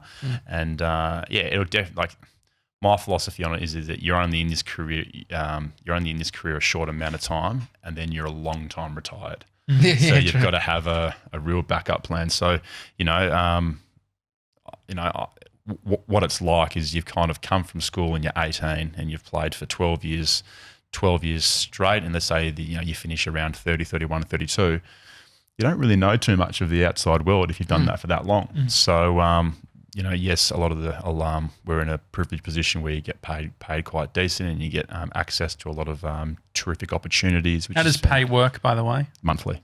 Okay. But And so- everyone has a different contract. And so the whole draft thing, So your pay when you draft it is like set for 2 years already. So everyone's Okay. kind of on the same thing. and there's so do you need then like a player manager? Yeah. You have a player manager, and majority of their job is to negotiate your contract whenever you come out of contract. Yeah. And so the off season, with all your Rico and all that sort of thing, did that mean that you were? Did you have to were you on like light duties or something during that time, or? Not really, because I had 8 games to go. So when I did it, there was 8 games remaining for the rest of the year. What month would that been? Start of July. Yeah. Start of July. It's 8 games remaining. So basically, I shut up shop really for 8 weeks. So then when the boys went on a 12-week holiday, which they're entitled to because they're absolutely knackered by the end of the season, I kind of hung around in the off season, had to kind of get my shoulder right for the pre-season. But just back What does that do to you mentally in regards to like all the mates are going off to schoolies? And you're, you're no, it's a the footy players don't actually go to school. It's a fucking metaphor, but I think I've touched a nerve. You could. Yeah, it can be. It can be hard because it's what the cards you've dealt. Like I think I'm got a pretty good headspace to that kind of stuff. It's like, look, it's what you're paid to do. Like it's my job. That's you've got an obligation to the club to get back in in a certain condition to be able to perform the next year. If you don't do it, you'll just get found out, and you probably end up gonna. The clubs these days, it's such a science, getting players to optimal performance physically that if you don't come back in the required condition and ready to go for the pre-season, you're just going to be left behind because it's just so competitive for spots. But kind of back to your comment around kind of the, post-football kind of stuff, like, we've got a players association, which is essentially just like a union for all players that represent us to the league. And awesome thing they do is that they'll pay for your uni. That's great. So if you want to go to uni, all you got to do is literally enroll in the course, pass the exam, give them the receipt, and they'll actually pay for it. Wicked. So it's pretty. It's Are you bloody going to good. do another? Because did you say that you went to uni? Or? Yeah, but I went to uni and finished uni before I got drafted. You did the so wrong I had way. a crack Yeah. trying to get. You still get got your hex reimbursed. dead or no? Yeah. Yeah, they're still there. Surely just send them the hex receipt. Yeah, I tried. Trust me. But so a lot of the boys do that kind of stuff. Then you got a lot of people that actually, because you're an AFL player, they actually find you interesting and they're prepared to actually help you if you're prepared to kind of, manage some relationships with people and stuff like that. So I mean, it's a pretty cool experience. Yeah, if you can build a solid network and then your interest goes in some direction. Like look at Nick Stone Yeah. from Bluestone Lane Yeah. over in the States, like a successful footy player and then goes on to do something else. And so He's a different kettle of fish, that guy. Like he didn't really have a successful AFL career, but, he just played AFL. That's successful to me. Yeah. Well, no, probably for his standards, like he would have loved to have obviously. You're right. It's probably actually is a little bit harsh, but he actually has done something, pretty impressive. He took a big gamble to do it, and he did. And particularly the age he did it, it's actually bloody impressive. But you used to not have to. They didn't quite think, the Players Association, a long time ago. They just go, yep, I've enrolled in the course, and they go, oh, here you go.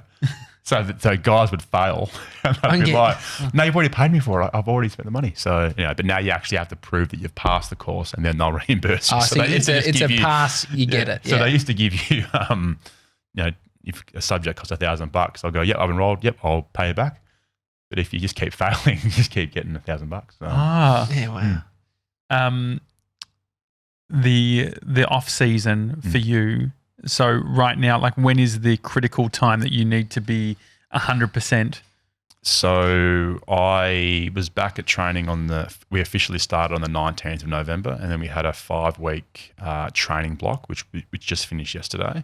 And the plan was to get back to full contact training by the last week before the Christmas break. Mm-hmm. And I met that target. But the cool thing was before that, for 4 weeks, I actually fully trained with the team, because it was about 18 weeks post surgery, which is kind of when you finish up. But they gave me a fluoro yellow hat And a bib. That fucking bib. It's a nerve, mate. I'm just letting you know, it's a nerve. They gave me a fluoro yellow hat, and basically what that means is I can do every single thing that everyone else is doing, but no one's allowed to touch me. Oh, great. So- it's like asthmatics when you go to if you go to the Great Barrier Reef and you're snorkeling, if you have asthma, they'll put a little pink ribbon on your snorkel. Speaking of asthma, we had the smog up in Sydney. It was horrendous. Oh, yeah. How's that affected the training camp? Yesterday was like last session, like you couldn't even see like 100 metres in front of you. It was that Really? bad. Yes. So, yeah. I think the thing, someone said it's like smoking a pack of darts. And you're going to be gasping. Like you're running around. Yeah, I panting. know. Might be some stuff. This Yeah. is great. Surely, Does anyone smoke? Any footy players smoke? Are you allowed to smoke ciggies? It's not illegal, but Yeah, not that I've seen. No one in our group would smoke, but You would say that. they're like, yeah, I would say that. But Let's- it'd be a pretty funny thing to actually see a bloke just walking down the street having a what dart about in between. vaping? Oh, What's yeah. that? Vape. You don't know what with vaping is? the Is It's like vapor, That's the big- nicotine that's the big infused e-ciggy. vapor. hose that. Oh, the Nagira. Oh, you're thinking that's of like the shisha? shisha. Yeah. No, that's a different thing. What's Vaping, shisha? you're like, you that seriously legal? do you not know what vaping is? No. You're gonna be fucking- Like e-cigarette stuff. so you know when you see someone like blow this huge plume and it of smells like fucking. fairy floss fairy or some floss. kind of berry. It's normally like a dude in a I've suit. seen people and like hold like a like a square. like a square thing. Yeah. but- Yeah, that's it. So a vape. is that So it? like it's electronic and it like you press the button on the side and it vaporizes this liquid that has nicotine infused within it. Doesn't No- have to have nicotine in it. Yeah, a lot of them do that. That's, Yeah, yeah. You wouldn't. You're a massive tryhard if you have it without nicotine. Yeah, okay. Because why else would you have it? So, but is it the same as a Could you cigarette? not then? like the taste of the Oh fairy yeah, but you're a floss? big tryhard. The thing is that people try and go, okay, well, I quit smoking and my addiction needs to be met from the nicotine because that's all they're addicted to. And so then they vape the nicotine thing. You can buy them in Australia. You're not allowed to sell nicotine infused, but everyone imports. Because So usually it's chewy or a patch, isn't it? Or is that old school? that's old school. But then Yeah. this But new so vape yeah, this thing vape thing is like going to. I love that we can explain vaping. Also, John Safran came on our show the other day, and he's writing a whole book on this whole thing, and it's like it's a huge industry.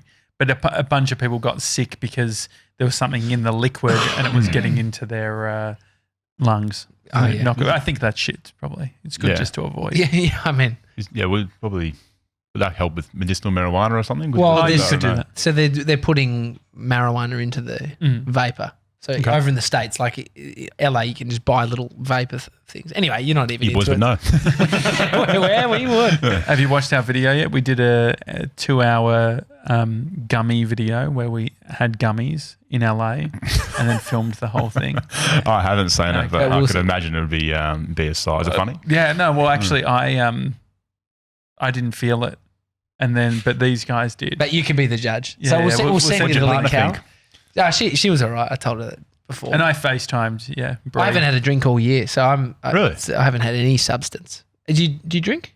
I'm not a massive drinker, no, but like someone asked me out for a drink or a beer, yeah, like I'll go along, but I'm definitely not the person that's going to be like, yeah, Let's get do it, eh? stuck Sorry. into it. No, you're right. It was good acting. It was theatre studies acting. I mean, that's one thing. Having footy players on the show, my arms are killing me. They're numb. Just from No, it's, yeah. And so when the season starts, is everything off limits? Like, can you even say if you had a game on a Sunday, is that they're on Sundays yet? On a Sunday or a Saturday, whatever, Friday or Thursday. at the footy oval. Yeah. Can you then the next day be like, oh guys, I got to go. I'm on the Daily Talk Show, or is this the only time to really get you on? No, like I think. So post game, could we get you? Could we have an Uber and get you post game, or could we be is it BT? That'd be good. That'd be good fun, actually. Yeah, That'd be great. good fun, actually. Yeah, no, I'd Depends if the bib came out, he'd be fucking pissed. He forgets about it and leaves Well, it on. you guys could. This might go back to my point before. This could go back to that category where the Uber picks me up if I play well, or it doesn't show up if I play bad. But I'll text either way. Exactly right. But no, you could definitely do that. It'd be something I'd that'd be quite fun. enjoy. Okay, great. But Do they next year, will you guys be playing when you're in Melbourne? Is it Marvel now? Is that what it's called? Marvel Stadium, Marvel yeah. Stadium. And there's MCG. Yes. Is it just completely random where you end up, or What do you mean?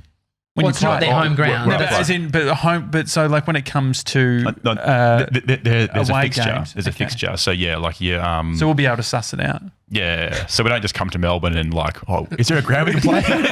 You'd know your first game next year, wouldn't you? Yeah, Adelaide in Adelaide. Okay. And then I think we come here for Carlton, which is like the February. So usually every second week we're in Sydney in our home ground. So usually the theory is with a fixture you play one away, one at home, one away, one at home. So we travel literally every second week. So I think we've got probably 7 to 8 games in Melbourne next year. So I reckon Swans could be my town. Like when I was a kid, I know this is quite controversial, sort of moving between teams. When I was a kid, I was an Essendon supporter, and then my mates, James Hird days. yeah, number 5, Gavin Wangadine. Matthew Lloyd. Yeah. Is that Matthew Lloydie? Lloyd that did that? But then there was It was throwing grass. In the grass. air. yeah, that's actually part of his routine. He used to actually pick it up Yeah. and sometimes not even have the grass in his hand. But it was actually part of his like mental routine. So yeah, it's like, mate, you're playing at Marvel Stadium. There is no wind. But then there was but then I moved to the Saints, St Kilda, when my mate's dad had medallion club access, and I went to like 3 games, Yeah. and so I thought I fucking buy in. But then the last time that I leaned into picking a team was Sydney Swans. My mate Byron Cook does a bunch with the Swans, and he had access, like tickets. Byron, Yeah, tickets. And so the great thing is, whatever seats we had, they had the screen and shit. Oh yeah. I didn't know that was a thing. At Marvel. Yeah. Yeah, it's But pretty my good. favourite joke is if you see someone with like the radio listening, just turning to your mate and saying, I hope they don't spoil the game for us. Because obviously. Well, everyone does that now anyway. People come to the footy now and they don't even like watch it. They just literally get their phone out and they actually watch it on the app. Yeah. But the game's just Dude, there. I've So been it's in like, I've been in the bull ring at the MCG, just drinking, and we didn't even go out. I reckon we went out once to just have a look, and then we went back in and almost drank like- and watched the TV. yeah. It's like the Melbourne Cup or something. But there's such a good atmosphere of the footy. Like Oh, it just dude. feels It's great. good. We watched. took Dill, who was 3D intern first AFL match. He's Canadian. Mm. Fucking loved it. We Richmond played. Shit food. What do we get? Donuts and pies and Speaking of atmosphere, I'll tell you who does it the best in sport is the darts. donuts. Have you seen the darts? No. Have you ever seen the darts before? No. Mate, do yourself a favour after this. Go on YouTube and type in darts fans.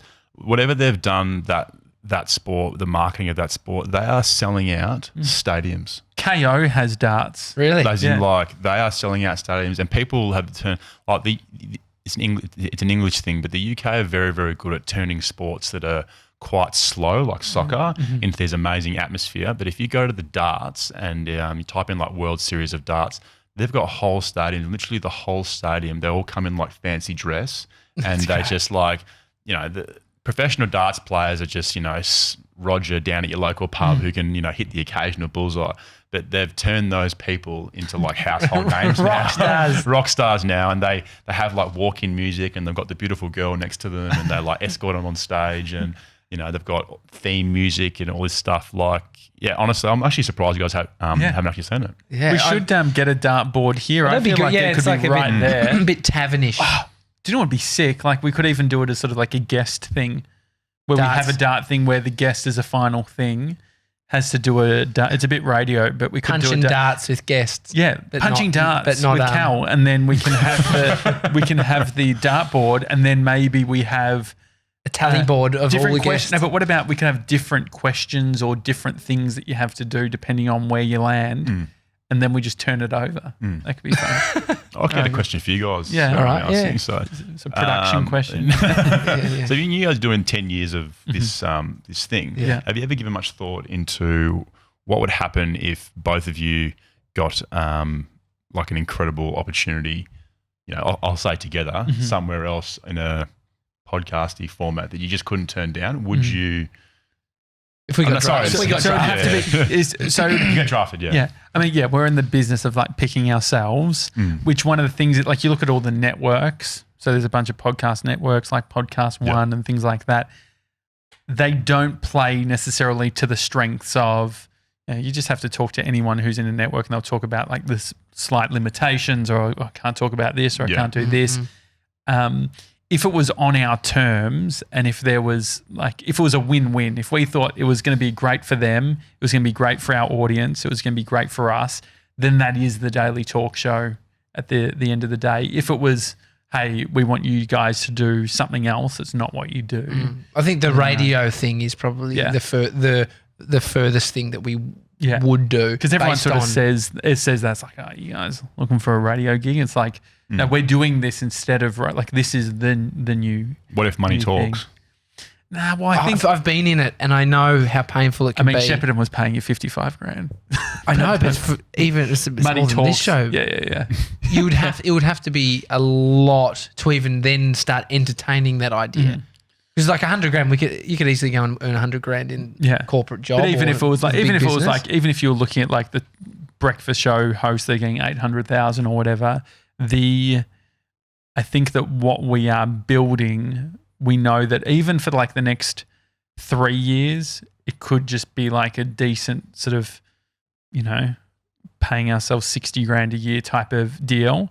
But then the reward after that in regards to clout, just based on audience size and just the amount of people that we've connected with, like, we're building for the future, and we feel like a sidestep would be radio, which isn't for the future. Yeah. Yeah. And it's also the other thing. How much you got? Yeah, what are you offering? What do you think? What's the from What the about outside?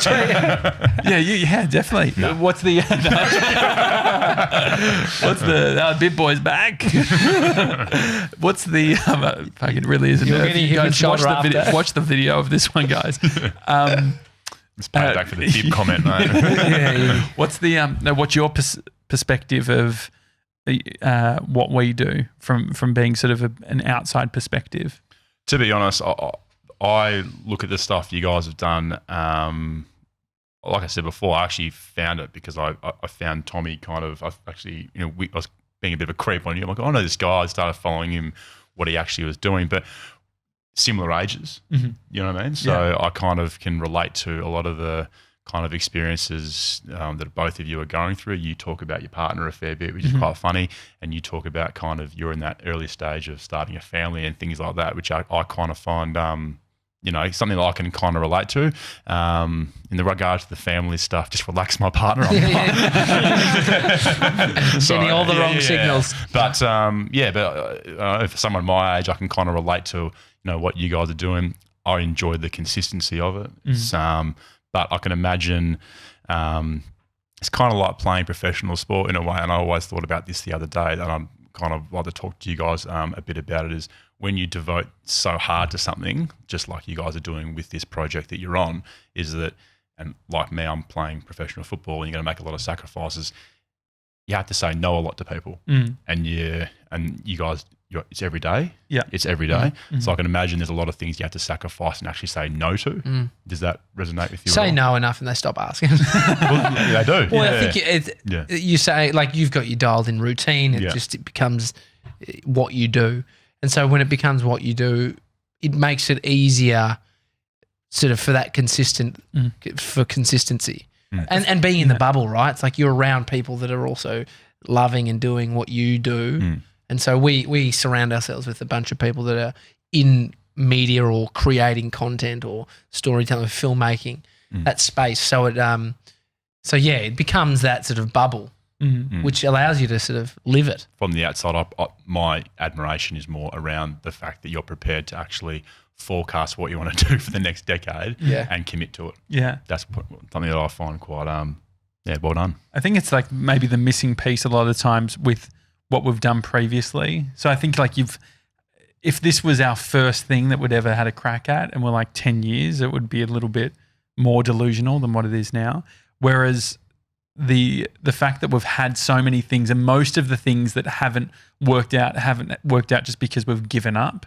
And so I think that that's part of it too, which is like we don't know what the Daily Talk Show will be in regards to, will all cars become smarter because everyone will have a SIM card with a smart speaker in their car, and so they'll just be listening to streaming stuff. Will Spotify push Apple to be more competitive in regards to how they show their podcasts and what they do? Will there be better integration with music and with spoken word, and who's going to be servicing that content? Not only that, but who is going to be servicing it for an Australian audience? And so I think you put all those things together, and then you look at like a radio network, you look at like Southern Cross Oz Stereo, or you look at the Novas or the ARNs, and you think about how much money it costs to do what they do. It feels like a bit of a no-brainer in regards to if all we have to do is just stay on and then it will work out. It's like the 10 years, we know that we're going to do it for 10 years, but there's actually heaps of shit that we haven't said. Like we don't know like what the Daily Talk Show could be. Could be an ensemble show with multiple Gronks on it every single day. We could be doing a show from different parts of the world. We could have a London, a Toronto, the Daily Talk Show from those places. Endeavour Hills. Endeavour Hills represent.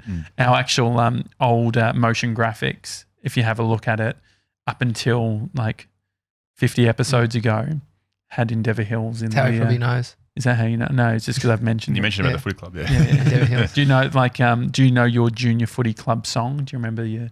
They were always an AFL song ripped off.